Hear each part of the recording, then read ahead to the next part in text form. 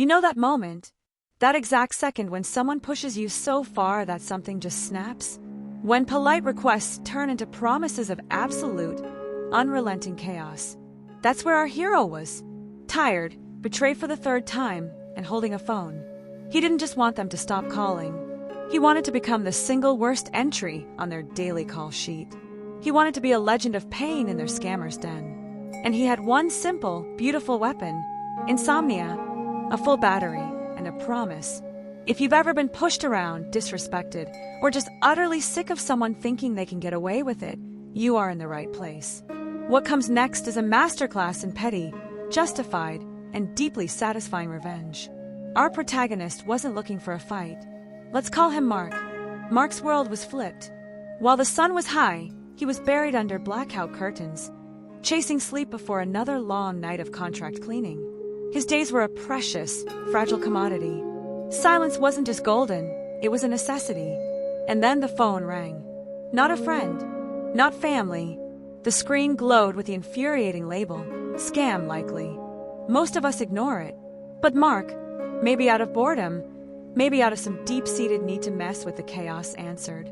The voice on the other end was slick, rehearsed, dripping with fake concern. A medical insurance scam. Preying on the elderly, the vulnerable, the confused. Mark let the guy finish his whole pathetic script. He was almost polite. I'm not interested. Please put my number on your do not call list. It's already on the National Registry. Thank you. The scammer was all courtesy. Of course, sir. Have a wonderful day. Click. Hope. A fragile, stupid little thing. Mark sank back into his pillow, the phantom of sleep finally within reach. An hour later, the ringtone shattered the silence again. The same area code. The same script, a different voice. The same promises. The same hollow assurance. You will receive no more calls. This time, the politeness in Mark's voice was a thin veneer over boiling frustration. He was being lied to. His peace was being auctioned off for the chance to steal a few bucks from a senior citizen. He tried to sleep.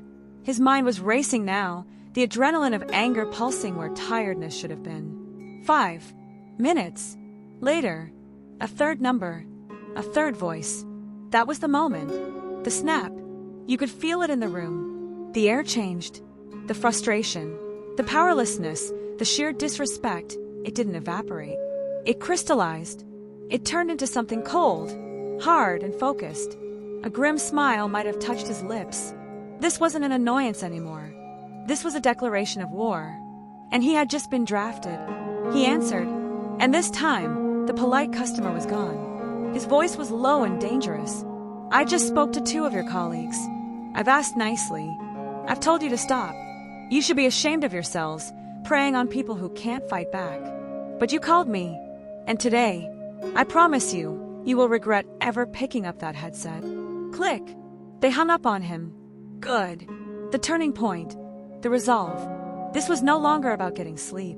It was about delivering a lesson. He hit redial. A new voice answered. Mark launched into a rant about morality, about shame, about their life choices, until they hung up. Redial. Another voice. Another rant. Another hang-up. Redial. Rant. Hang up. Redial. He was a machine. A vengeance automaton. But he needed to level up. He needed to inflict maximum operational damage. As he got dressed for work, an idea, beautiful in its absurdity, was born. He asked for a supervisor. Denied.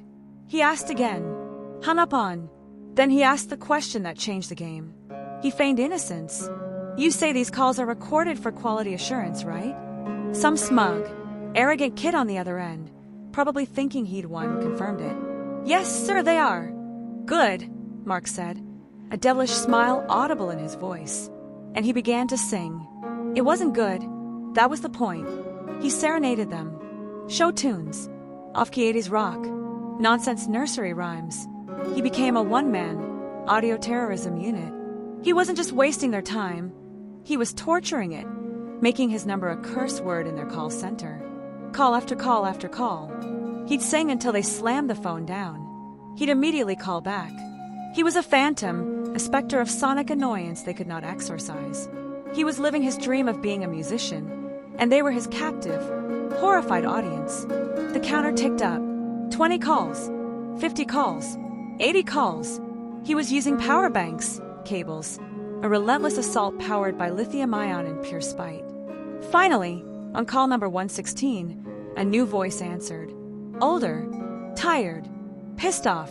It was a supervisor. His accent was thick, his tone threatening. You stop calling now, or we will file harassment charges against you. And there it was, the checkmate move. They thought they had him. They thought they could scare him. But Mark was ready. A devilish smile spread across his face. This was the climax. This was the moment he'd been building towards. He didn't yell. He didn't swear. His voice dropped into a calm, almost joyful, predatory tone. Go ahead. Please, I encourage you to do this. All that's going to happen is my best friends from my career in law enforcement are going to come over, give me a knuckle bump, and leave. He let that image hang in the air. The scammer supervisor, suddenly uncertain. But wait, it gets better for me. You see, to file those charges, you'll have to explain why. And when you tell them you were running a scam, trying to steal money from the elderly, and you just happened to call the wrong guy, the guy with nothing but time, a full battery, and a mission well, you'll be the one under investigation by the time it's over. My number is on the National Do Not Call Registry. You broke the law, repeatedly, so please make your little call. Silence. Dead, beautiful silence on the other end of the line. The only sound was the hum of a scam center thrown into disarray. Then, a muttered swear in Hindi, a sound of utter defeat. The supervisor capitulated. He agreed. The number would be removed. But Mark had one last bullet to fire. One final promise to ensure his victory was absolute. See that you do. Because I'm bored. I have a full battery for industrial-grade external power banks, multiple charges and cables, and I have severe insomnia. The moment I get a single call from you again, you will truly learn who you are dealing with. He didn't wait for a reply. He hung up the phone. The emotional release was instant.